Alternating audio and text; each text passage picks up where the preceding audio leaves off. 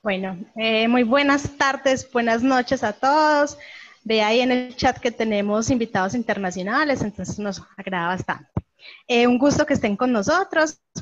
Bienvenidos a esta conferencia de la Maestría en Ingeniería que les hacemos con la mayor cordialidad. Estamos muy contentos pues de tener este número de participantes y creo que a medida que avancemos va a ir aumentando. Entonces esperamos que todos se encuentren muy bien en esta situación de contingencia, quiero que sus familias y todos ustedes se encuentren bien. Quiero solamente hacer una breve introducción sobre la maestría. Mi nombre es Diana Yomalio Espina López, soy la coordinadora de la maestría en ingeniería de la Universidad Autónoma de Manizales y les estoy dejando ahí mi correo es Diana Ospina, súper sencillo, ni siquiera enredamos ahí con el Yomali, sino simplemente dianospina@autonoma.edu.co y este es el enlace de la maestría. Igual ustedes entran a la página de la universidad y es muy sencillo, en programas académicos, maestría, y tenemos todas las maestrías de la universidad y ya encontramos dentro de la maestría en ingeniería. Quería solamente pues como contarles un poquito de nosotros, somos una maestría en investigación, trabajamos muchos proyectos relacionados con la innovación. Angélica, cuéntame, que aquí vemos que se nos levantaron las manos, voy a mirar acá al chat a ver qué está pasando. Igual me pueden interrumpir. No sé qué está pasando con el chat, no veo el chat, Mauricio. ¿Hay algo ahí? Ah, bueno, buenas noches, ok. Bueno, era que pensé que de pronto por el sonido o algo de pronto no estaba bien. No, son solo saludos de buenas noches. Sí, dale, Rey, gracias. Igual cualquier cosita ahí, tú, Rey, les puedes responder por el chat mientras yo termino la presentación, si me haces el favor. Sí, señora. Gracias. Entonces les contaba, somos una maestría en investigación, trabajamos pues básicamente desde los aspectos de innovación, generando como todos esos procesos investigativos y relacionados con la tecnología, muy específicamente a problemas de la industria local y pues obviamente pues del país, y vemos ahorita la pertinencia también de la maestría pues ante la situación que estamos atravesando. Tenemos un grupo varios grupos de investigación que aportan bastante a la maestría, entonces ahí tenemos como varias líneas de investigación, entre ellas, entre las líneas de investigación que trabajamos son biomédica, gestión de tecnología, ingeniería de sistemas y computación, mecatrónica, ingeniería de materiales, eficiencia energética y energías renovables. Entonces, como ven, tenemos como todo el abanico de las ingenierías. En mi caso, que yo soy ingeniera de alimentos, hemos tenido estudiantes de ingeniería de alimentos y también pues logramos como esa ubicación acá dentro de las líneas. Entonces, pueden, de pronto algunas ingenierías que no encuentren relacionados, siempre encontramos como el camino, la investigación que les pueda aportar. Dentro de nuestro perfil profesional, pues el compromiso ético, que es uno de los fundamentos básicos pues, de la universidad, toda esta fundamentación científica, ese pensamiento científico y crítico también pues, que tratamos de formar en los chicos, y el perfil ocupacional. Tenemos, así como la maestría tiene sus líneas de investigación, tenemos un amplio campo de acción, entonces en técnicas de análisis de datos, en proyectos de investigación y innovación de tecnología, gestión de proyectos, en el sector productivo, modelos computacionales, pues entre otras. Aquí quería contarles brevemente de cómo está compuesta nuestra malla curricular. Tenemos 5 materias de fundamentación: análisis de datos, diseño de experimentos, gestión de proyectos, programación para ingeniería, matemáticas para ingeniería. Esas materias son pues obligatorias. Después los estudiantes se van como vinculando a cada una de las líneas de investigación y van tomando 2 selectivas de línea y posteriormente otras 2 selectivas que pueden ser de esa línea o de cualquier otra de las líneas o ya específicamente pues del trabajo de investigación que quiera desarrollar. Tenemos también esta formación sociohumanística, que son 2 selectivas institucionales y como lo vemos acá, nuestro principal porcentaje está en investigación. Entonces tenemos materias, seminario de investigación 1, seminario de investigación 2 y estas 2 pues que no son materias presenciales, pero se trabaja toda la parte del trabajo de grado. Entonces la idea es como que ustedes puedan ver acá como nuestro alto porcentaje en la investigación. Tenemos aquí algunos de los profes, pues somos muchos, pero aquí quise poner solamente algunos. La doctora Francinelli, el doctor José Luis, el doctor Mauricio Alba, la doctora Elgo Lucía Ocampo, el doctor Oscar Moscoso, tenemos el profesor Reinel Tavares que está en su proceso de formación de doctorado y pues el doctor Sebastián Durango, entre otros. De una vez, ya que están acá presentes, para que tengan ahí agendados, el 28 de mayo tendremos nuestra próxima conferencia, nos la va a dar el profesor Héctor Andrés Tinoco a las 2 de la tarde. La hora es porque Héctor Andrés está en la República Checa, entonces nos va a dar una conferencia muy chévere. Si ustedes ven ahí el título relacionado con el trabajo, el laboratorio de mecánica computacional y todos los proyectos que él ha desarrollado con los estudiantes. Y pues nada, mayor información pues va a estar en nuestra página de internet, igual por mi correo electrónico también pueden escribir, pues estaré atenta como a las inquietudes. Entonces, eso era lo que les quería presentar. Ahorita le damos la más cordial bienvenida al ingeniero Reinel Tavares Soto. El ingeniero Reinel es ingeniero de sistemas y es ingeniero electrónico, tiene 2 pregrados. Tiene una maestría en automatización industrial y, como les decía, es estudiante del doctorado en ingeniería de la red Mutis, en este caso en la sede de la Universidad Autónoma de Manizales. Entonces, profesor Reinel, bienvenido y muchas gracias por acompañarnos. Muy buenas noches a todos. ¿Se escucha? ¿Se escucha bien todo, por favor? Sí. Listo, perfecto. Yo voy a dejar de compartir pantalla ya en un segundo. Muy bien. Listo, dale. Bueno. Te escuchamos, Reinel. Muchas gracias para todos, muchas gracias, una feliz noche para todos. Vamos a hacer una charla muy chévere, pues yo traté de abarcar lo que más podía desde la inteligencia artificial, sobre todo orientado en deep learning. ¿Sí? La invitación es que las personas que lleguen a estar interesadas después de la charla, ahí está mi correo, también está el correo de Diana, yo pertenezco a la Universidad Autónoma de Manizales, me pueden buscar, estamos en 3 grupos de investigación trabajando automática, software y física y matemáticas con base a todo lo que les vamos a mostrar. Voy a mostrar cosas muy aplicadas desde lo que se está haciendo desde la universidad y también desde lo que se está haciendo en Manizales. Como hay tantas personas, hay 163 y como en proceso de crecimiento, por favor, las dudas al final. Entonces, primero, todo el mundo, por favor, silencia micrófonos para no llevarnos de pronto ahí una sorpresa en conversaciones. Y también, muy importante, por favor, las dudas al final las anotamos en un papel para que de pronto no se nos interrumpa mucho la charla, porque yo pensaba que, pues, que a medida que iba transcurriendo la charla, pues yo iba interrumpiendo, pero pues con tanto volumen de personas, pues realmente no lo veo conveniente. La segunda cosa que veo importante es si hay personas que de pronto no alcancemos a abarcar aquí todas las inquietudes, bienvenidos, pueden ir a la universidad, podemos hablar, podemos generar proyectos, o sea, esto solamente es como una especie de presentación de lo que nosotros hacemos en la universidad, solo es una muestra y les voy a dar un poco de paciencia, por favor. Primero, paciencia porque la charla tiene una parte técnica al principio. El objetivo de que sea un poco técnica, va a ser un poco técnica al principio, es que al final me entiendan unas cosas de cómo se está haciendo en la ciudad, ¿sí? No me voy a meter pues en la parte matemática ni profunda, pero sí hay unos conceptos un poquito muy del tema para que ustedes de una vez los vayan anotando y digan, bueno, tengo que buscar este concepto, qué significa esta palabra, y al final habrán cosas como muy interesantes que yo doy como aporte para que las personas puedan como entender todo este tema de inteligencia artificial que es como el boom ahorita, pues, y hay un problema que también quiero abordar y es que las personas hablan de inteligencia artificial, machine learning, deep learning, big data, y de pronto no conocemos pues como bien sus diferencias, ¿sí? Entonces voy a comenzar compartiendo pantalla. Espérenme un segundito, yo comparto primero la pantalla, qué pena.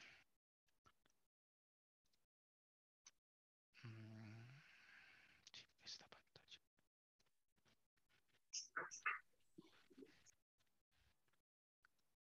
Ven presentación, qué pena, espera un segundito.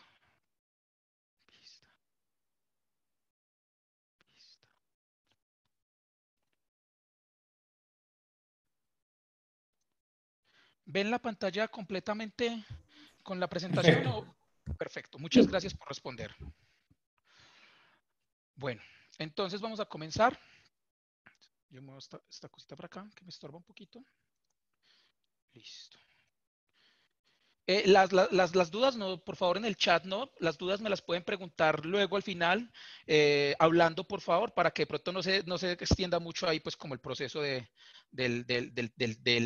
chat. Bueno, entonces, la charla que voy a dar hoy es inteligencia artificial. ¿Cuáles son las tendencias actuales y los retos en aprendizaje profundo? Que dicho en inglés es Deep Learning. Mi nombre es Reinel Tavares Soto, como ya lo dijo la doctora Diana Yomali. Yo soy coordinador del programa de Ingeniería Electrónica de la Universidad Autónoma de Manizales, pertenezco al Departamento de Electrónica y Automatización, y las cosas que vamos a mencionar y muchos de los resultados que voy a mostrar acá pertenecen a los grupos de investigación de automática, software, física y matemáticas. Nosotros tenemos dentro del grupo de automática y de software y de física y matemáticas un semillero, es un equipo que es de bioinformática e inteligencia artificial, de los cuales estamos trabajando una gran cantidad de estos proyectos. Entonces, lo primero, vamos a trabajar un poquito el concepto de qué es inteligencia artificial, qué es machine learning y qué es deep learning, qué es big data, también un poquito de visualización de datos, más o menos qué se entiende por visualización de datos, deep learning, que es en lo que yo quiero centrar mi charla y que es, digamos, como lo que más está trabajando ahora, o sea, el deep learning como tal. Vamos a trabajar qué se está haciendo en la Universidad Autónoma de Manizales en inteligencia artificial en nuestros grupos, solo lo que nosotros más o menos, obviamente hay más proyectos, solamente les voy a mencionar algunos, y cómo se está haciendo inteligencia artificial en Manizales desde otras entidades. Vamos a hablar de algunas herramientas importantes para las personas que estén interesadas en incursionar en inteligencia artificial. Hay muchas cosas ya desarrolladas. Como les dije, voy a ser un poco técnico al principio, pero la idea es como que a medida que avancemos, pues esa parte técnica se disminuya para que puedan entender unos conceptos que quiero explicar más adelante. Entonces, muchas veces ustedes escuchan lo que es inteligencia artificial, machine learning y deep learning. A ver, inteligencia artificial es como la ciencia más grande que embarca lo que es machine learning, lo que es deep learning y lo que es big data, ciencias de datos, entre otras áreas. La inteligencia artificial más o menos nació en los años 50 y el objetivo era emular el comportamiento humano. Ese era el objetivo. Se hacía normalmente con reglas de asociación, solamente emular el comportamiento humano con reglas de decisión, con condicionales, con árboles de decisión, entre muchas otras, más o menos en los 50. Luego, más o menos en los 70, se originó el Machine Learning. ¿Cuál fue el objetivo del Machine Learning? Que los algoritmos aprendieran por sí solos, sin necesidad de que la gente los tuviera que programar. Normalmente utilizaban métodos abstractos estadísticos y el objetivo del Machine Learning es usted plantear un modelo matemático y por medio de datos calibrar el modelo. Eso es lo que hace el Machine Learning. Yo propongo un modelo matemático. El modelo matemático puede ser cualquier modelo matemático. Hay muchos. Y ese modelo matemático es... cuando yo digo que un algoritmo aprende, para mí un algoritmo aprende cuando usted lo calibra. Entonces, cuando usted habla de Machine Learning, usted tiene como objetivo calibrar el algoritmo a partir de los datos. ¿Sí? Y el Deep Learning, que más o menos se origina más o menos, yo digo 80, 90, pero su despegue está más o menos en el 2010, ya les digo por qué. Toma grandes volúmenes de información también para aprender, pero toma como referencia un sistema bioinspirado. Cuando yo hablo de un sistema bioinspirado, yo estoy hablando de un sistema que tiene como referencia, es un sistema que fue creado con base al comportamiento de la naturaleza. ¿Qué es un sistema bioinspirado? Un algoritmo genético que tiene como inspiración la mutación en el genoma. Los algoritmos de enjambre tienen como inspiración cómo funcionan los enjambres. El Deep Learning tiene como sistema bioinspirado el funcionamiento de las neuronas, ¿sí? ¿Cuál es la gran diferencia entre el Machine Learning y Deep Learning? Para que ustedes lo puedan ver. Arriba en Machine Learning, digamos que yo tengo una imagen que es un carro y yo deseo clasificarla como carro o como no carro.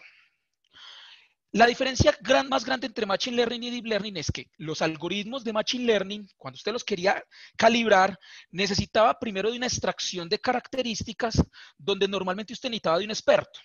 Entonces, si es, digamos, de algo biomédico, pues usted necesitaba un médico que le diseñara un filtro o una herramienta que le permita representar esa imagen del carro como unas características para poder calibrar el algoritmo. Entonces, el algoritmo de Machine Learning necesita un experto para hacer esa extracción de características donde dice future extraction, y esa representación de características luego ya se manda al algoritmo de clasificación en este caso, y el algoritmo es capaz de decir por sí solo si es un carro o no es un carro. ¿Cuál es la gran ventaja del Deep Learning en comparación con el Machine Learning? Que ya no necesitamos el experto para que me haga la extracción de características. No, yo cojo la imagen del carro y se la meto cruda al algoritmo, también es un algoritmo que se debe calibrar, se calibran unos parámetros, y él hace la extracción de características y hace la clasificación de una manera simultánea, por medio de iteraciones. Eso sí, para que esto se pueda hacer en Deep Learning es muy necesario unos grandes volúmenes de información, que el algoritmo aprenda de los datos. Y podemos hacer la clasificación como carro o no carro. Eso sí, ¿cuál es la ventaja? Que la extracción y la clasificación lo hace el algoritmo. No necesitamos de un experto y la optimización del algoritmo se hace todo de manera simultánea. ¿Sí? Entonces el Deep Learning es un subconjunto del Machine Learning y a su vez el Machine Learning es un subconjunto de la inteligencia artificial. ¿Sí? Entonces, si nosotros vemos acá un poquito el ciclo de Gartner, de cómo se comporta más o menos esta parte de inteligencia artificial, acá podemos ver cuáles son los temas más importantes de inteligencia artificial, cuál es la duración en años que se espera que tenga. Por ejemplo, se espera que la conducción autónoma que aplica inteligencia artificial se demore más de 10 años para llegar a su punto estable. Por ejemplo, la computación cuántica se aspira a que se demore más de 10 años para lograr su clímax. Y la inteligencia artificial en general se va a demorar más de 10 años. Pero hay muchos temas importantes de la inteligencia artificial que no se van a demorar tanto tiempo y tienen unas grandes expectativas, como lo es el auto machine learning, lo que son los chatbots, lo que son las redes neuronales convolucionales, lo que son las redes profundas, que es lo que yo me voy a centrar hoy, lo que es el machine learning, lo que es el procesamiento del lenguaje natural. ¿Sí? Digamos que cuando yo hablo de inteligencia artificial, yo estoy hablando de todas estas áreas que cada uno podría leer y cada una en sí misma es un universo. Visión por computador, reconocimiento de voz, entre muchas otras. Acá en este ciclo podemos ver que realmente la inteligencia artificial, hay unos productos que están maduros y hay otros que todavía faltan, ¿sí? Sobre todo la parte de conducción autónoma es un reto actual que están trabajando fuertemente para poder dejarla lo más precisa posible. Los chatbots están trabajando, ya son un poco maduros, pero todavía los están ajustando, entre muchos otros procesos. Entonces acá podemos ver la evolución. Nosotros sabemos que la inteligencia artificial más o menos se originó en los 50, como yo les dije, emular el comportamiento humano. Ya el Machine Learning hizo algoritmos que no se necesitaban programar y que aprendían de los datos. Y el Deep Learning, que es un sistema bioinspirado a partir de redes neuronales, porque tiene como principio emular el comportamiento de una neurona, y tiene la gran característica que es capaz de hacer extracción de características y la clasificación de una manera automática y no necesitamos de ningún experto. Ahora, ¿por qué el Deep Learning ha despegado tanto ahora último? Porque el Deep Learning realmente viene de más atrás. Las redes neuronales no se originaron en el 2010, realmente se originaron más atrás. Se originaron gracias a desarrollos en hardware como los que ha hecho NVIDIA. Sus GPUs han permitido hacer operaciones matriciales y hacer cálculo simbólico que antes en una máquina no era posible. Entonces, implementar una red neuronal en un computador por allá en el 2000 se podía, pero la complejidad computacional, los cálculos no lograba emular 1, 2, 3 neuronas, pero si yo tuviera 100.000 neuronas, el computador no sería capaz. También de la adaptación o de la generación de librerías como son el TensorFlow. El TensorFlow es una librería que trabaja sobre Python que permite definir un grafo computacional y trabaja con computación simbólica, con matemática simbólica, que permite optimizar estos cálculos, porque realmente el Deep Learning como tal es un algoritmo de optimización que minimiza una función de pérdida por medio de un backpropagation. Eso es lo que hace el TensorFlow, pero lo hace primero de una manera más eficiente, más versátil y permite grandes volúmenes de parámetros o grandes volúmenes de información que se puedan procesar de una manera simultánea. OpenCV nos ha permitido lograr hacer visión por computador. Puros sistemas de visión por computador se pueden hacer por OpenCV. Jupyter nos ha permitido tener flexibilidad, transmisión rápida del conocimiento, que las personas le cojan cariño a esta ciencia. Y Docker nos permite la optimización de recursos. Yo puedo dockerizar un sistema pues, para poder tener varios subsistemas y poder yo optimizar recursos a nivel de hardware. De hecho, Google ha invertido tanto en esto que ya tiene un hardware específico para trabajar en Deep Learning. Se llaman las TPU, ¿sí?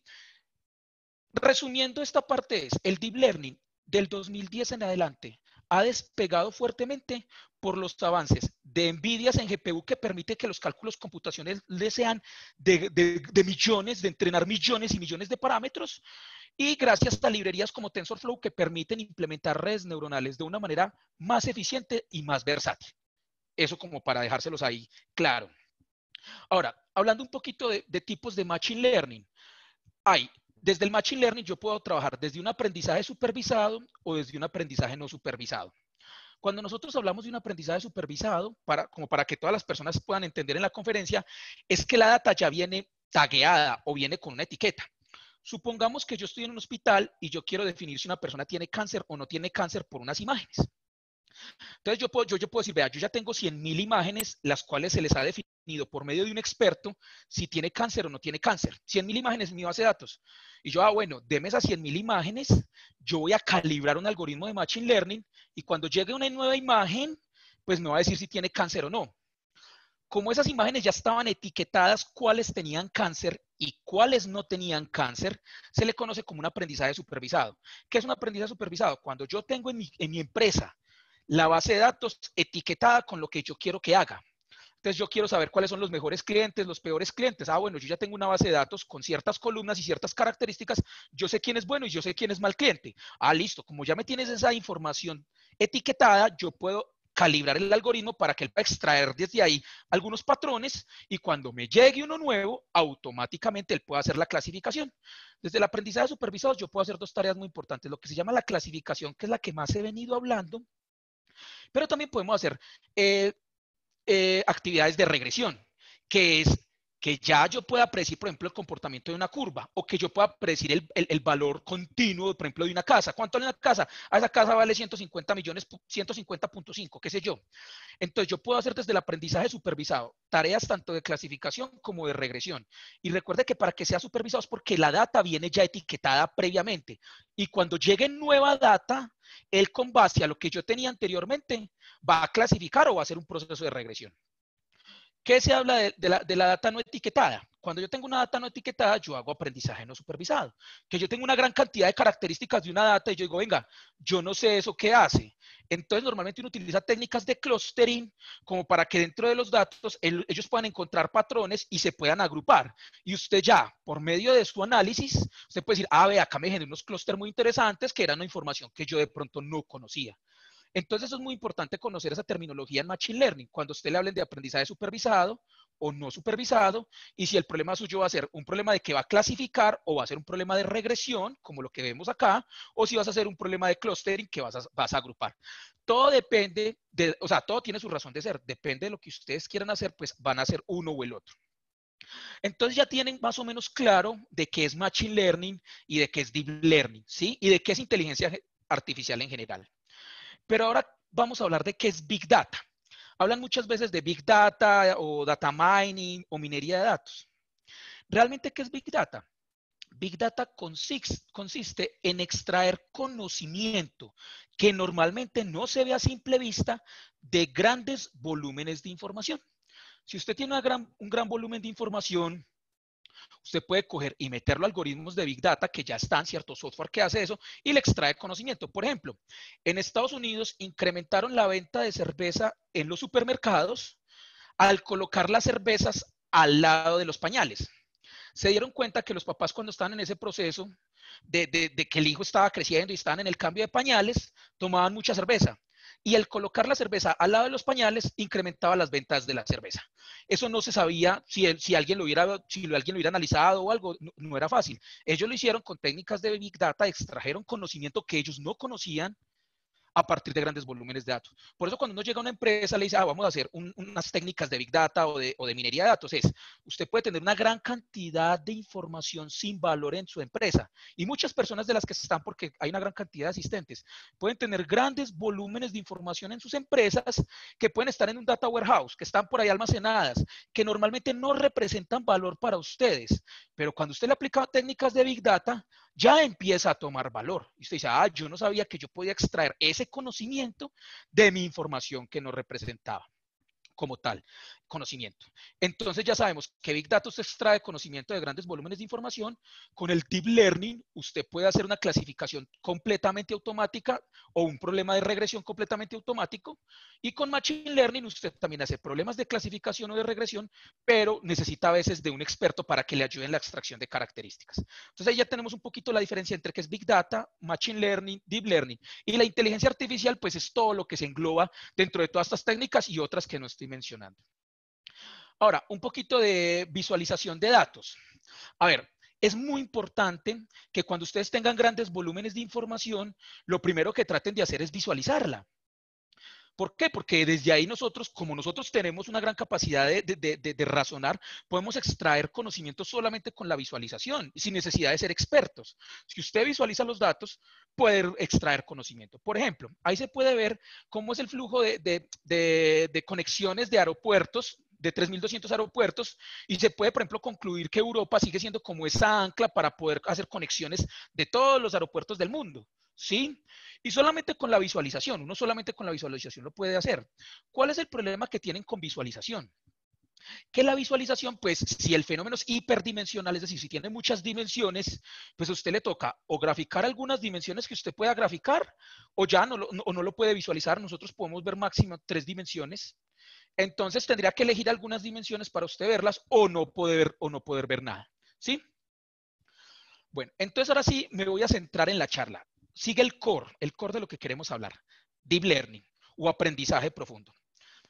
El Deep Learning es un sistema bioinspirado, como se los mencioné ahora. Tiene como objetivo emular el comportamiento de una red neuronal. De hecho, emular el comportamiento de una neurona, de cómo funciona.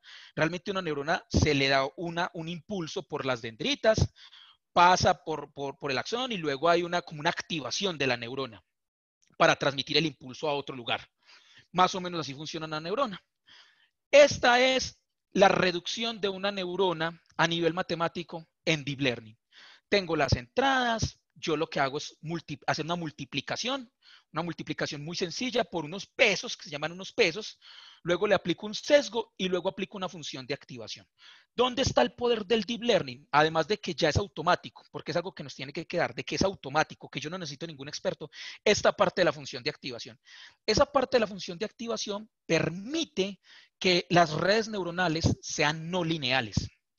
Y al ser no lineales, yo puedo adaptarme a muchos fenómenos del mundo real que son no lineales. ¿Para qué se está utilizando el Deep Learning hoy en día? Hay muchas tareas. Hoy en día, por ejemplo, cuando hablan de IA en el celular Huawei o en realmente lo que tienen por dentro de la IA es Deep Learning. O sea, normalmente cuando dice que el televisor tiene inteligencia artificial, que el celular tiene inteligencia artificial, que esto tiene inteligencia artificial, seguramente la herramienta que está utilizando en inteligencia artificial no es ni Machine Learning ni Big Data. Lo que usted está utilizando como tal es Deep Learning. Usted con Deep Learning actualmente puede hacer clasificación de imágenes, que no es una tarea sencilla. Por favor, algunas de estas tareas que yo les voy a mostrar para ustedes podrían decir, no, pues yo soy capaz de hacer eso muy sencillo, pero para una máquina no es fácil. Cuando la inteligencia artificial comenzó, las tareas que se hacían eran muy sencillas, juego de damas, algo de ajedrez, bueno, unas tareas relativamente sencillas, pero cuando ya se metieron con tareas como clasificación de imágenes, reconocimiento de voz, ya ahí es donde se originó el Deep Learning para poder hacer esas tareas de más alto nivel, transcripción de escritura a mano, mejora en la traducción, mejora en la conversación de texto a voz, eso lo hace el Deep Learning, asistentes digitales como Google Now y Alexa, todos tienen Deep Learning por debajo, conducción autónoma, tiene Deep Learning por debajo. Por ejemplo, la búsqueda de anuncios, recomendadores, mejoras en los resultados en las búsquedas web. Todo se está haciendo por medio de redes neuronales, que lo que están haciendo es que todo el día se están alimentando con pura información que da la web y esa información lo que hace es terminar de calibrar o recalibrar los parámetros de la red neuronal. Y ya.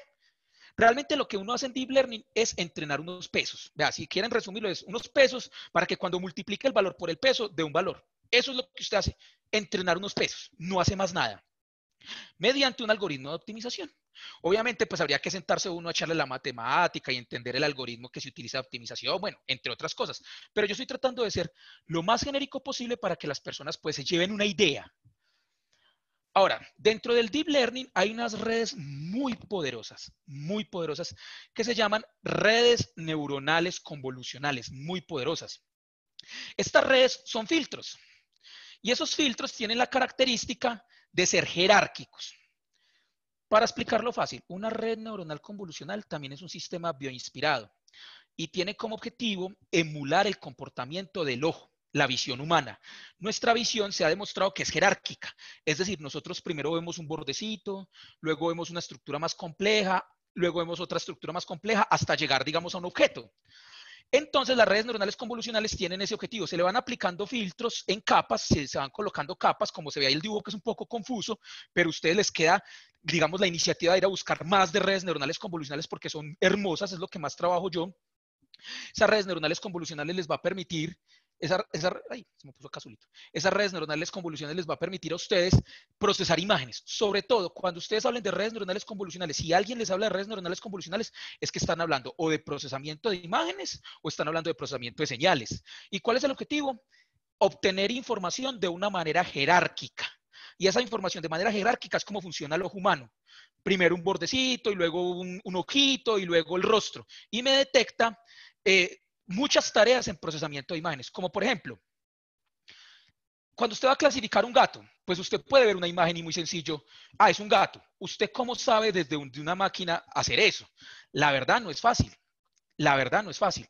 Entonces, las redes neuronales convolucionales son el top actualmente para hacer todo lo que es procesamiento de imágenes. No hay mejor herramienta actualmente que las redes neuronales convolucionales, que es una red neuronal, pero se le ponen unos filtros. Y esos filtros permiten hacer tareas de clasificación, localización, que ustedes a veces han visto por ahí en los memes, lo han visto por ahí en Facebook a veces cuando hacen detección de actividades. Por ejemplo, aquí, Object Detection, que cuál es el perro, cuál es el gato, o hacer la segmentación del objeto. Esas tareas, para nosotros, como seres humanos que tenemos un cerebro y unos ojos, somos capaces. Pero si usted le pone esa tarea a una máquina, él solamente ve un valor, es un píxel. Entonces, él no va a entender esa tarea tan fácil. Ya por medio de estas redes neuronales, ustedes podrán hacer detección, clasificación, segmentación y entre otras actividades. Otra red muy importante, que es la que es más avanzada en redes neuronales, hablando de aprendizaje profundo, son las redes neuronales recurrentes. ¿Sí? Esas redes neuronales tienen memoria. Aquí hay una flechita muy importante, la flechita que se está realimentando, esta flechita que está aquí, la que se está realimentando. Las redes neuronales recurrentes tienen como objetivo guardar memoria. Y yo soy capaz de que en la siguiente iteración, cuando yo voy a calibrar mi modelo, tengo en cuenta la información del presente y la información del pasado. ¿Sí? ¿Eso qué me permite a mí en las redes neuronales recurrentes que tienen memoria, que se retroalimentan a sí mismas? Hacer actividades como son traducción, chatbots, todo lo que son chatbots, que ahorita vamos a hablar mucho de chatbots, reconocimiento, conversión de voz a texto, reconocimiento de voz, clasificación de texto, detección de anomalías, predicción, por ejemplo, del precio como del dólar, predicción del precio del petróleo, se pueden hacer con estas redes y dan unos resultados realmente sorprendentes. Digamos que esto es digamos que es la cúspide del deep learning actualmente, todo lo que son las redes neuronales convolucionales, las recurrentes y otra que ya voy a explicar. Me permite, por ejemplo, hacer clasificación en video. Hacer esto, por ejemplo, todo esto se hace con cámaras, no se está haciendo ni con un Kinect, ni con un mockup, ni con ningún equipo especial, se hace con la cámara del celular. Y, por ejemplo, decir qué actividad está haciendo esta persona, o sea, esta persona aquí la que está tirando como una bolita, por ejemplo, decir, vea, en ese video se está disparando una flecha o esta persona va a robar a una persona. No es fácil hacer ese tipo de actividades, pero hoy en día con las redes recurrentes se puede hacer. Por ejemplo, hay proyectos interesados en la policía, porque en la policía tienen X personas, 10 personas, para 500 cámaras, y la persona tiene que estar mirando la cámara todo el día, para saber si hay un delito, para saber si hay un homicidio, para saber si ocurrió algo, para poder mandar la patrulla. Lo que se está pensando es que con estas redes recurrentes hacer una detección de intrusos o una detección de anomalías o una detección de un delito. Pero y peor, si tenemos 10 personas viendo 500 cámaras, es imposible que no se les pase algo. Mientras que si yo tengo un algoritmo sobre las 500 cámaras, es mucho más eficiente y me podría mandar una alerta mucho más rápida. Eso es lo que se está trabajando con redes recurrentes, que hay cosas muy interesantes con ellas. Digamos que lo último que se trabaja con Deep Learning son los autoencoders. Esto es un poquito más complejo de entender.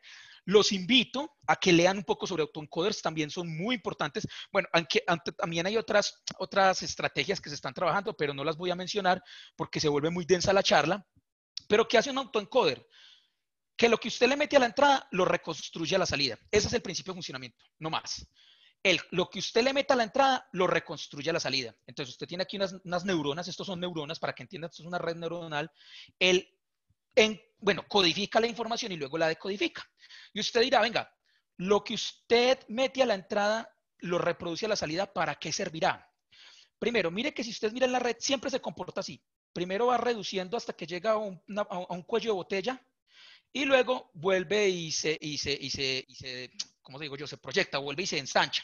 De hecho, la cantidad de neuronas de entrada siempre son la misma cantidad de neuronas de salida. ¿Yo qué podría hacer con autoencoders? Voy a hablar de algunas tareas muy interesantes.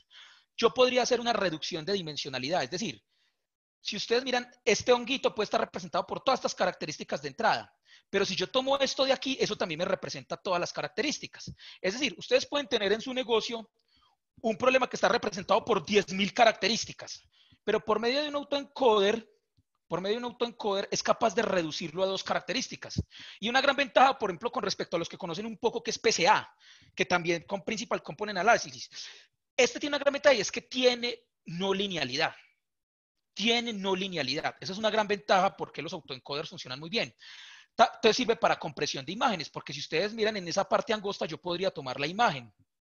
Acá a la derecha nosotros tenemos cómo es la imagen original y cómo fue la imagen reconstruida por el autoencoder. Recuerda que lo que pongo a la entrada, lo pongo a la salida.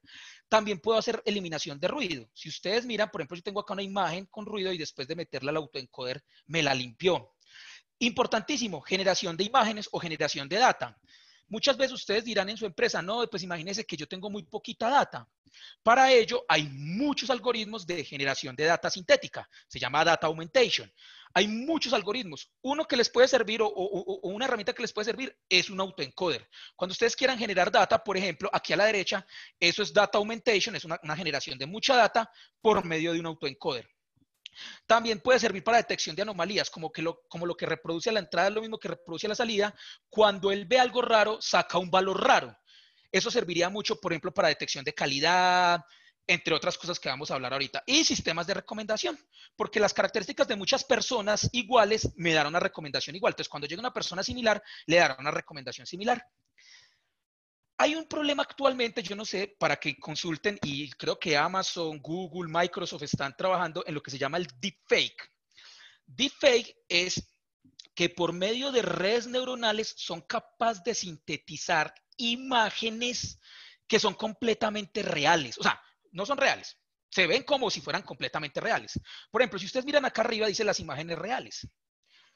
Por medio de deepfake generan las imágenes que están debajo. Y las imágenes que están debajo no son reales, pero fueron producidas a partir de las de arriba. Hoy en día hay un problema grande, están preocupados con el deepfake, porque le pueden sintetizar a usted la voz, las imágenes y un video y hacer algo que usted nunca hizo, un video suyo y se ve perfectamente como usted es, perfecto. Si usted lo ve, usted dice, sí, yo parezco ahí metido. O una imagen, venga, esa imagen la sintetizaron a partir de deepfake que se hace con redes neuronales y se generan imágenes tan perfectas que uno no nota la diferencia. Los autoencoders me permitirían hacer esa detección de esa anomalía, de mirar esas imágenes que se generaron de manera sintética. Ahora, vamos a hablar un poquito de qué estamos haciendo en la Universidad Autónoma de Manizales, cordialmente invitados a trabajar con nosotros y todo el equipo. Primero, estamos trabajando en la detección de Alzheimer, utilizando redes neuronales convolucionales.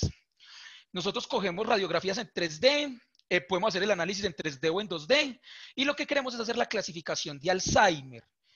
El Alzheimer se puede clasificar o que la persona está normal, o que tiene un deterioro cognitivo leve, o que tiene Alzheimer. Pero hacer esa clasificación es difícil. Entonces nosotros por medio de redes neuronales convolucionales estamos apoyando al experto. No es que queramos reemplazar al experto, sino apoyar al experto a que tome una mejor decisión si la persona tiene un deterioro cognitivo leve o si la persona tiene Alzheimer. Este proyecto es trabajado con un laboratorio de España, un laboratorio de imágenes biomédicas que nos suministran todas las imágenes y nosotros estamos trabajando con ellos para poder hacer este tipo de clasificación. Hemos obtenido hasta 87% de precisión, lo cual es alto. Seguimos en trabajo. También estamos trabajando en identificación de movimientos de la mano por medio de un aparato que llama el MAIO, que captura las señales, ¿sí?, fisiológicas de la mano como tal. ¿Cuál es el objetivo? Que si yo hago un movimiento, el algoritmo sea capaz de detectar ese movimiento que está aquí, si detecta el 1, el 2 o el 3, utilizando algoritmos de Machine Learning. Esto nos serviría gratamente para poder hacer una prótesis y que la prótesis sea muy precisa, que él sea capaz de coger las señales que le llegan hasta ahí y que el movimiento de la prótesis sea muy, muy preciso. Nosotros estamos logrando un 96% de precisión utilizando, acá utilizamos Machine Learning, o sea, utilizamos algoritmos clásicos de Machine Learning, pero también utilizamos redes neuronales, ¿sí? También estamos trabajando con el Laboratorio de España, identificación de neumonía. Esto con miras al COVID, porque no tenemos todavía la base de datos del COVID, pero si lo trabajamos para neumonía, se puede trabajar para el COVID. Utilizando redes neuronales convolucionales, vuelvo y juega, que es como lo que más estamos trabajando ahorita en el equipo. Las redes neuronales convolucionales me podrían detectar dentro de estas imágenes quién tiene el COVID y quién no tiene el COVID. ¿Por qué sería muy interesante? Porque usted no necesitaría hacer la prueba PCR, que es costosa y se demora un poco, mientras que la radiografía de rayos X es inmediata. Entonces usted podría saber con mucha rapidez si una persona tiene el COVID o no. Actualmente no lo estamos trabajando en COVID, lo estamos trabajando para neumonía. ¿Sí? Acá 0 no tiene, 1 tiene neumonía y aplicando redes neuronales convolucionales estamos logrando un 90%. Si quieren ustedes más información, nosotros tenemos varios artículos que hemos ido liberando, hemos ido publicando pues en la universidad para que ustedes conozcan un poco más. También estamos trabajando en un proyecto muy bacano que se llama Real Time Multi-Person Human Pose Estimation. Tiene como objetivo estimar la posición de una persona utilizando cámaras simples, o sea, porque esto se puede hacer con un Kinect, esto se puede hacer con un mockup, pero acá estamos haciéndolo, toda esta estimación de la posición de la persona se está haciendo con la cámara del celular. Y él lo que me está diciendo es cuál es la posición de la persona y cómo es el movimiento. Estamos logrando un 90% con 90% de precisión actualmente en esos movimientos. Y seguimos en mejora, ¿cierto? También estamos haciendo clasificación del cáncer, utilizando redes neuronales convolucionales nuevamente. Estamos haciendo clasificaciones específicamente de cáncer de cervix, donde por medio de un colposcopio la persona toma una imagen y ya la persona encargada de decidir si la persona tiene un cáncer leve o agresivo, pues tiene que decidirlo, pero se puede equivocar. Entonces la idea es que por medio de estas redes nosotros podamos apoyar al médico y decirle, vea, es con un 85% de probabilidad de que es leve o agresivo. Usted ya se encargará de decir si sí o si no, ¿sí? También estamos trabajando, que ese es el tema de mi tesis doctoral, que es aplicación de redes neuronales a algo que se llama estegoanálisis. Este sí es un tema un poco más abstracto, no voy a profundizar, y es que por medio de las imágenes usted puede ocultar mensajes, cambiando algunos píxeles de la imagen, y la imagen no se ve nada distorsionada. Ese problema, bueno, ¿por qué es tan interesante? ¿Por qué es importante abordar este estegoanálisis que para muchos de ustedes, si no es casi el 90% de las personas, es muy nuevo? Digital Rights Management está interesado para hacer control sobre derechos de autor. Si usted mete mensajes ocultos sobre las imágenes, podría saber qué persona está replicando de una manera errónea sus mensajes. También se puede utilizar para seguridad nacional.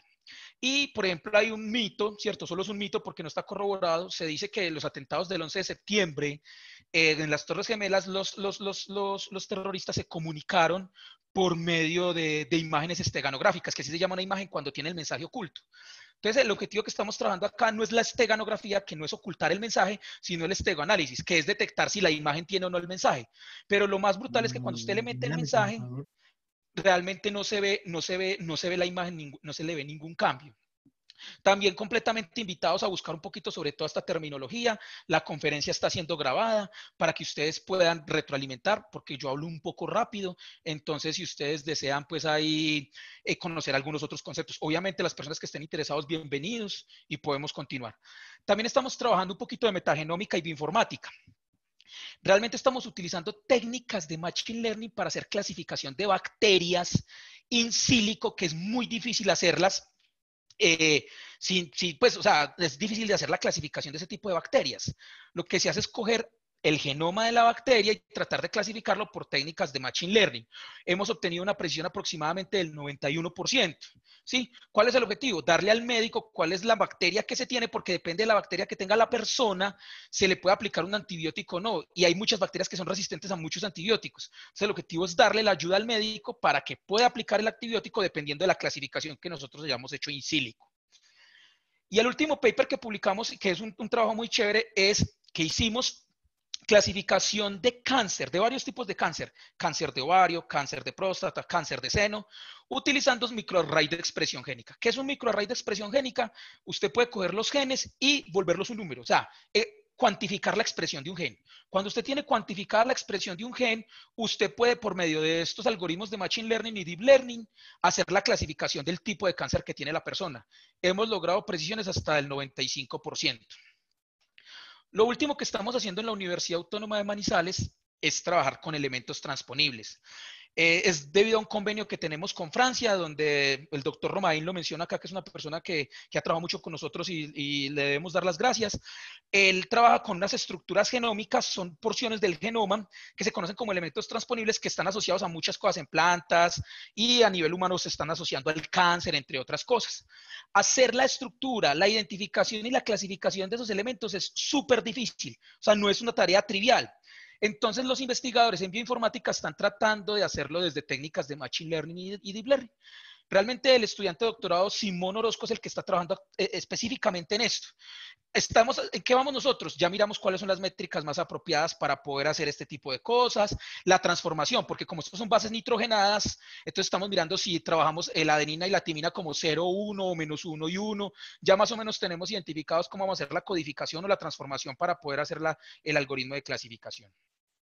Cambiando un poco, ¿cómo se está trabajando en Manizales? En Manizales se está trabajando fuertemente en chatbots. O sea, por ejemplo, hay un consultorio odontológico que está haciendo toda digamos, todo el agendamiento de su cita odontológica hasta quedarle en Google Calendar la cita por medio de un chatbot. No se necesita nadie más. Entonces usted dice qué doctor quiere, qué día quiere, qué fecha quiere y se lo deja en Google Calendar. Había unas personas, yo no puedo decir porque hay unas cositas aquí de derechos de autor, pero pues de confidencialidad, por eso solamente les comento qué es lo que se está haciendo. Hay una persona que vendía en Facebook productos y se le configuró un chatbot para que pueda hacer toda la venta de su producto desde cero por medio de un chatbot, desde elegir el producto, desde venderlo, desde todo, y a la persona solamente le llega la factura de lo que tiene que empacar. También, por ejemplo, para el manejo de seguridad social, ya se están implementando muchos chatbots. Ustedes lo pueden ver también en Bancolombia, sino que todavía necesitan mucho afinamiento.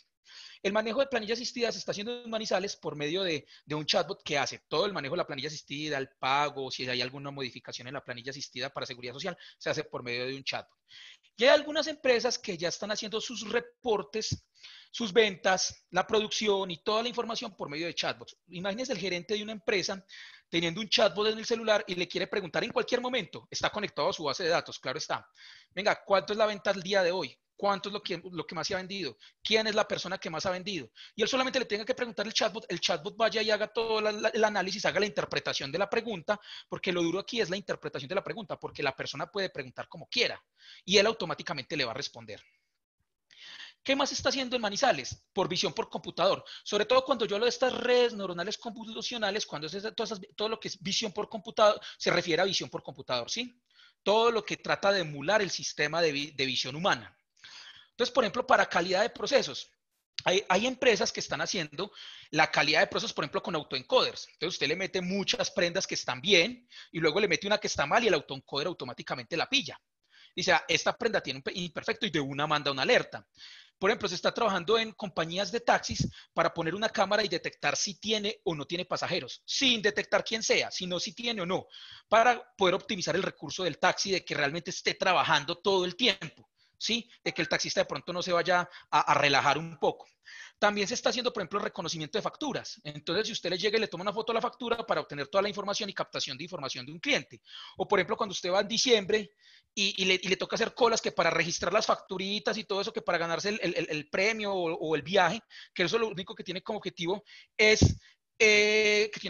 solamente es recopilar datos. Entonces ya se puede hacer por una camarita que hace la recopilación de toda la información y lo manda a la base de datos. También mucha detección de enfermedades a partir de imágenes biomédicas, en eso se trabaja muchísimo. También se está trabajando en procesamiento de señales cerebrales para mirar el comportamiento de una persona cuando compra ciertos productos, para mirar qué lo estimula, qué lo motiva. Por ejemplo, otra que se hace mucho es detección de placas. Eso se ve muchísimo. Sobre todo usted va a un centro comercial como Fundadores, usted va a cualquier centro comercial y le toman la foto a la placa y usted le sale la placa en el papelito y usted dice, ve, le tomó. Y eso no es tan sencillo. Pues eso necesita, de hecho se hace con una red neuronal convolucional. O se puede hacer también con un algoritmo normal de Machine Learning, ya depende de la precisión. Pero de hecho, si ustedes ven, a veces el algoritmo se equivoca, no es 100% preciso. Ustedes dicen, ay, esto no era una E, era una F. También se está trabajando un poquito con proponer proyectos de agricultura de precisión. Es decir, por medio de cámaras, sea desde el espectro visible o no visible, usted decir si una planta le está entrando una plaga con anticipación para poder hacer un control, o si un fruto está maduro. Entonces usted, por ejemplo, midiéndole con una cámara termográfica la mera temperatura y por medio de redes neuronales convolucionales, usted puede estar diciendo si a esa planta le ocurre algo, si el fruto ya está maduro, entre otras cosas. Ahí a la derecha yo les dejé algunos ejemplos, por ejemplo, de detección, ¿cierto? De objetos y de pronto algo de imágenes biomédicas. Que también se está trabajando en Manizales con inteligencia artificial, series de tiempo. ¿Qué es una serie de tiempo? Es que yo tengo un valor en un tiempo determinado. Utilizando sobre todo redes recurrentes, que por eso yo les estaba hablando un poquito de los tecnicismos, porque yo hablo mucho de redes convolucionales, autoencodes, redes recurrentes. Yo les estoy motivando la imaginación, o no digamos más que la imaginación, les estoy motivando como la curiosidad a que se pongan a leer un poco sobre estos términos, para que conozcan más porque van a ser el futuro. Y cada ratico nos obligan más a conocer nuevos términos, o a veces los utilizamos y nos adaptamos a ellos, pero ni siquiera sabemos realmente qué hay de fondo en ellos. Utilizando series de tiempo, utilizando realmente redes neuronales redes neuronales recurrentes, se está haciendo predicción del precio del dólar, del oro, del petróleo. Conozco un proyecto en Medellín muy bacano que están haciendo predicción del dólar, del oro, y está dando muy interesante. Por ejemplo, también para esta pandemia, ¿cuál es el número de infectados en Colombia? O cómo se debe hacer la inversión presupuestal de la alcaldía, por ejemplo. ¿Sí? Por ejemplo, en Manizales, en la alcaldía, se hizo un proyecto muy bacano con NLP. ¿Qué es Natural Language Processing? Como para que las personas entiendan un poco. Es por ejemplo, que usted coloca un texto cualquiera y el algoritmo sea capaz de sacar, por ejemplo, la idea principal. O, por ejemplo, que usted pregunte algo en el orden que quiera, con la ortografía que quiera, y que el algoritmo sea capaz de decir, vea, usted me preguntó esto, y sea capaz de responder. ¿Sí? Eso se hace con Natural Language Processing, que eso por fondo es una red neural recurrente. En la alcaldía se desarrolló una aplicación con el fin de mirar cuál era el plan de gobierno, o sea, qué quería la gente de la ciudad. Pero para poder hacer ese plan de gobierno, se generaron 4 preguntas abiertas. 4 preguntas abiertas. Y las personas podían contestar cualquier cosa. Acá está la aplicación, hay algunas imágenes. ¿Cuál era el problema? Que cuando usted ya tenía todas las respuestas de las personas, como eran preguntas abiertas, ¿usted cómo sabe que respondieron entre todas? Si usted quiere hacer un análisis, pues le tocaría contratar a una persona que vaya y lea cada una de las respuestas y luego haga un análisis él mismo. Pero eso ya no es necesario. Usted con NLP, con Natural Language Processing, puede llegar y sacar desde ahí cuáles eran las ideas principales o qué era lo que las personas más querían, sin necesidad de una persona. Por ejemplo, dentro de los resultados del algoritmo, Ciudad TIC era lo que se pedía, que había mucha falta de empleo. Estos eran los resultados que arrojó el algoritmo. De hecho, el algoritmo ni siquiera se programó. Se tuvo un algoritmo ya prediseñado que se llama Watson, que es de IBM, y él hacía todo el NLP por debajo. Nosotros solamente consumíamos el servicio. ¿Sí? Entonces, son cosas que son muy chéveres para que ustedes las tengan en cuenta.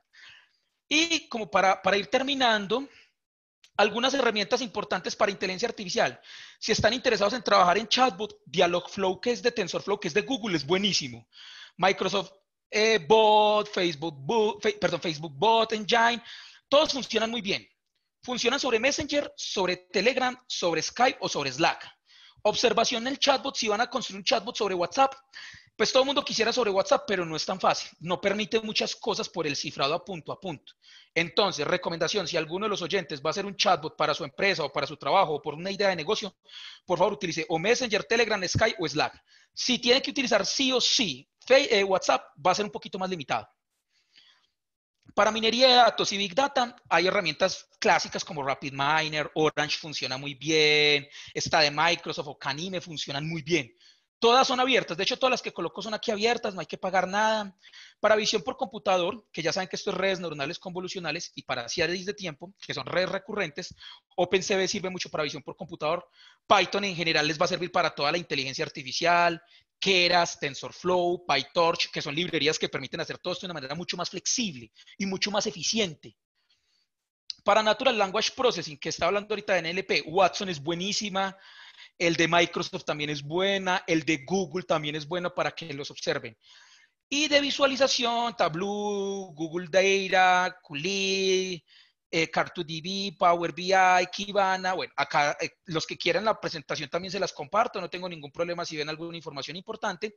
Y les dejo este link de esta página para que lo miren, wit.ai. Ese WIT ya es una plataforma para hacer inteligencia artificial. O sea, para los que tengan una empresa, ustedes pueden utilizar esto, es libre, y de una vez tiene chatbots, tiene domotic automation, tiene procesamiento de lenguaje natural, hace inteligencia artificial sobre wearables, sobre pues smartwatch o sobre todos estos componentes que ustedes utilizan. Es abierto, trabaja sobre GitHub, ustedes lo pueden programar. Es una plataforma muy interesante para las personas que quieran trabajar sobre inteligencia artificial. Muchas gracias por su atención, por los que se quedaron hasta el final de la charla. Sé que había unas partes un poco técnicas, las podemos consultar, las podemos discutir. Recuerden, muy importante, que la inteligencia artificial no es el futuro, es el presente. Entonces, muchas gracias. Gracias, profesor Reiner. Las personas estaban preguntando durante la charla sobre la presentación y la grabación, y yo les respondí que pues obviamente se las vamos a enviar al correo que registraron. Entonces yo creo que si algo tenemos tiempo para unas 2, 3 preguntitas, ¿te parece? Sí, claro. Los que de pronto quieran preguntar de una manera privada, ahí está mi correo o algo si quieren una información más profunda, y bienvenidas las dudas. Muchas gracias por la atención y por estar en la charla. Me disculpan hablar un poco rápido y me disculpan algunos conceptos un poquito técnicos, pero ahora pues como parte de la charla. Listo, bueno, muchas gracias a todos. Como dice el profesor Reinel, gracias por acompañarnos. Casi todos se quedaron hasta el final, Rey. Tenemos 200 participantes, estamos muy bien. Entonces, por acá arriba, tenemos mucha gente. Por acá nos están preguntando, no sé si alguien quiere abrir el micrófono, creo que Fabián. ¿Yo puedo hacer una pequeña pregunta? Sí, claro, sí, señor. Sí, claro. Hola, buenas tardes, profesor Reiner. Muchísimas gracias por su presentación, fue muy excelente. Le habla el profesor Edward de la Universidad Francisco de Paula de Santander. Sí. Acá, cerca. Bueno, realmente lo estamos viendo junto con unos estudiantes de semilleros de investigación. Ellos están en un semillero de inteligencia artificial, liderados por una profesora, la profesora Mary, y me gustaría que desde su experiencia de pronto les diera alguna motivación o por qué es importante pertenecer a esos semilleros de investigación, sobre todo en esta área de inteligencia artificial, que hay veces se ve como un poco compleja, como bastante fuerte para... Abstracta. Abstracta, correcto. Entonces quisiera que les compartiera su perspectiva a ese nivel de ellos.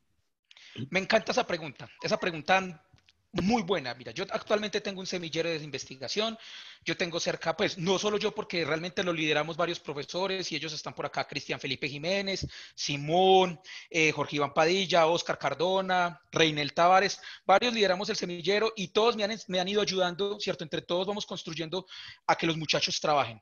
Los hemos ido formando. Entonces, lo primero, paciencia.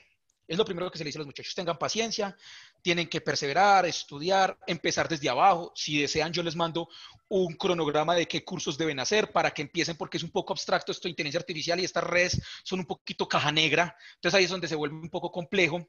Pero después de que se den una pela de trabajar, hacer los cursos que yo les puedo mandar para que los muchachos se motiven y unas lecturas que deben hacer, aprenden más que uno. O sea, actualmente yo tengo estudiantes de mi semillero y, por no decirlos todos, los muchachos ya saben más que uno. O sea, ellos ya van solos, ya son capaces de manejar los algoritmos, son capaces de calibrarlos. También en los cursos que hemos trabajado se trabaja a bajo nivel. Una recomendación para los muchachos del semillero: van a entender un poquito más inteligencia artificial cuando se metan a las tripas del algoritmo. O sea, no solo es importar una librería, no es solo invocar el com2d, no solo es import o el load de Python, no. Si usted, por ejemplo, me programa la convolución a pedal o la red recurrente a pedal, usted va a tener más posibilidades de investigar y hacer un aporte del conocimiento. Esto pues, realmente está creciendo. Ustedes vieron todas las aplicaciones que tienen, todo lo que estamos trabajando desde la universidad y créanme que hay muchas más personas trabajando. Los muchachos que se motiven, que el profesor que les está dando esto, que les explique, que les esté dando, por ejemplo, lo que hacemos en nuestros semilleros es que primero les explicamos todo desde básico, muy bajito, que hagan sus primeros algoritmos y luego de eso les ponemos una serie de cursos full, para que ellos se preparen, hay certificaciones y todo, y ellos al final aprenden más que uno. Realmente esto se vuelve una pasión. Créame que hay muchos retos, yo los invito a los muchachos del semillero que revisen Kaggle o Kaggle o como lo quieran decir Kaggle. Hay muchos retos donde hay plata para que ellos puedan participar, para que se reten con otras personas, para que tengan precisiones altísimas, para que ganen dinero y recursos. No, muchachos, a los que están del semillero, pues de ahí de la Universidad de Cúcuta, perdón, ¿me dijiste Cúcuta? No. Sí, Francisco de Paula. Francisco de Paula, bueno, bienvenidos al mundo de la inteligencia artificial. Esto hoy en día, mucha gente está metida en esto, métanse ya, lean mucho, mucha paciencia, perseverancia. Estos algoritmos a veces cuando usted los pone de primerazo, no arrancan. Hay muchos errorcitos, pero si tienen paciencia y realmente le cogen cariño, van a aprender más que los profesores. Créanme que se vuelven más tesos que los profesores. Gracias, René. José también tenía una pregunta, le podemos dar paso a Buenas José noches. y otra tercerita. Buenas noches. Buenas noches. Sí, buenas noches. Gracias. Sí. Buenas noches a todos. Gracias a Reinel por la presentación, muy interesante. Quisiera preguntarle a Reinel, Sí, en la Universidad Autónoma de Manizales, ¿qué aplicaciones o qué trabajos o qué líneas están siguiendo en el área de automática, robótica y control? Bueno, yo creo que esa respuesta se la debería responder José Luis, porque yo esa parte no la estoy trabajando fuertemente.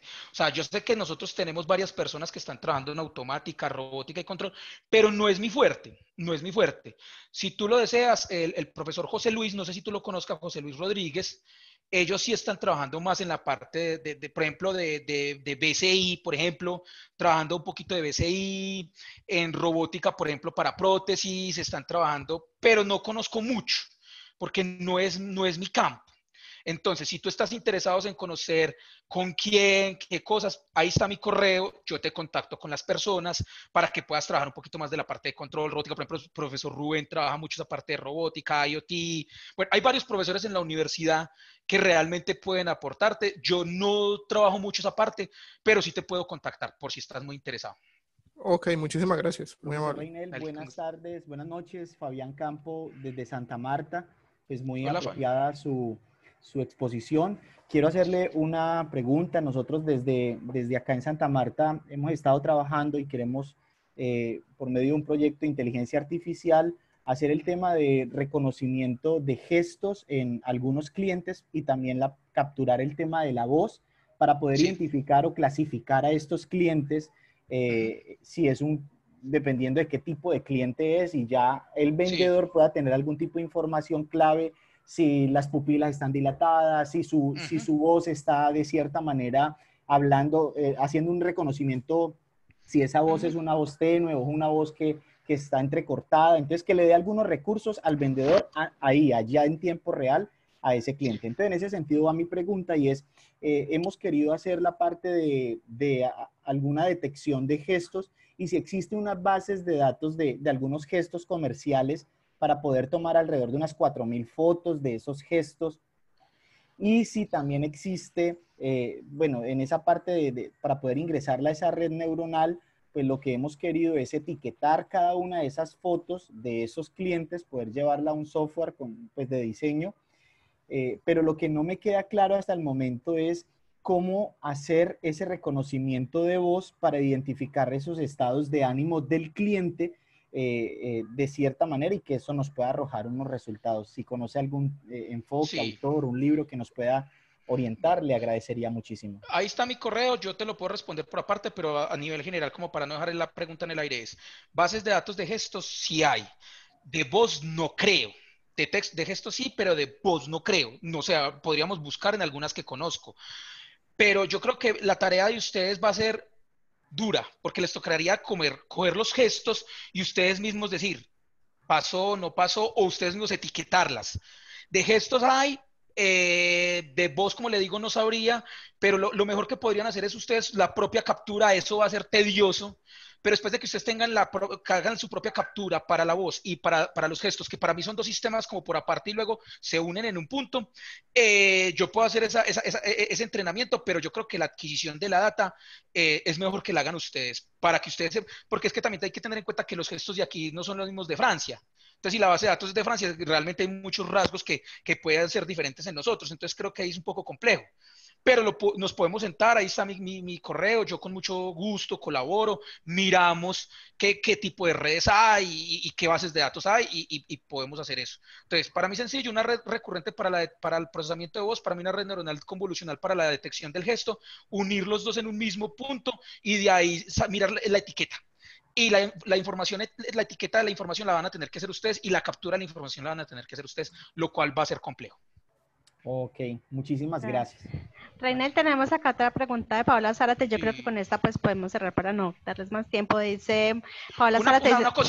Una cosa, antes de que de pronto se me vaya la gente, hay una charla muy interesante que también complementa lo que nosotros hemos trabajado, por favor, que es una charla de bioinformática. Cordialmente invitados, en estos días les va a llegar la invitación. La va a dar el profesor Simón Orozco. Es mucho también de lo que nosotros trabajamos y los que están interesados fuertemente en bioinformática. Hay cosas muy bonitas y el profesor Simón tiene una muy buena experiencia para compartirles y también motivarlos para que desde la maestría o el doctorado o desde el pregrado todos empecemos a trabajar y seguir aportando conocimiento. Ahora sí, qué pena, Diana. Dale. Dice Paola Zárate, muchas gracias, Reinel. Mi pregunta está orientada al uso de autoencoders para para eliminación de ruido. ¿En qué consiste la técnica o cómo materializa el ruido dentro de una imagen? Por ejemplo, una nube podría llegar a enseñarme a una red como un ruido dentro de una imagen de la superficie terrestre. Sí, sí se puede. Es decir, ¿cómo funciona el autoencoder? Muy sencillo. Con el ruido es que usted le coloca las imágenes sin el ruido, le coloca las imágenes sin el ruido y reconstruye. Y cuando le coloca la imagen con el ruido, hay una función dentro de Keras que usted le dice eliminar el ruido y él se lo elimina automáticamente. Entonces, sí se podría, lo podríamos mirar, o sea, ¿cómo funciona? Ya te respondí. Entonces, tú entrenas el autoencoder con las imágenes sin ruido, luego le colocas dentro del algoritmo, hay una función que dice eliminar ruido y cuando le pones una con ruido, él la elimina. Eso así es como se hace. Yo tengo un algoritmo, un notebookcito que hace eso y te lo puedo enviar con todo el gusto, pues no hay problema. Y ya pues lo de la nube lo podríamos mirar, pero para mí sí. Pero sí habría que mirar es qué datos tienes. Pero sí podrías como tratar de eliminar una nube sobre la superficie terrestre. El problema es que reconstruiría por debajo de la nube. Porque me imagino es que quieres quitar la nube y que reconstruya lo que hay por debajo de la nube. Si previamente el algoritmo colocó imágenes donde por debajo de la nube ya estaba, sí se puede reconstruir, porque si no, reconstruiría algo muy raro. Pero de que se puede, se puede. Dice, yo te decía que la última para terminar, pero acá tenemos esta última. Dice, ¿existe algún código de ética para esos algoritmos inteligentes? Si toman una mala decisión, ¿sería responsabilidad del programador? Pues que yo sepa, sería responsabilidad. Esa pregunta no. Pues yo no conozco código de ética. Yo no conozco código de ética, pero sí se ha hablado mucho sobre este tipo de cosas, o sea, sobre el humanismo, sobre, por ejemplo, si un chatbot te va a atender a ti, que cuál es la parte humana. Sí hay muchos problemas, pero yo no conozco un código de ética sobre quién caería la responsabilidad. Sería complejo. O sea, la pregunta no sabría responderla. No la sabría responder sinceramente. Ok, no pasa nada. Bueno, entonces, nada, yo creo que podemos cerrar. Agradecerle al profesor Reinel Tavares. Como les mencionaba, el profesor Reinel nos acompaña en la maestría en ingeniería, nos ayuda con el curso de programación para ingeniería. Él también nos ha dado el curso de optimización y pues tiene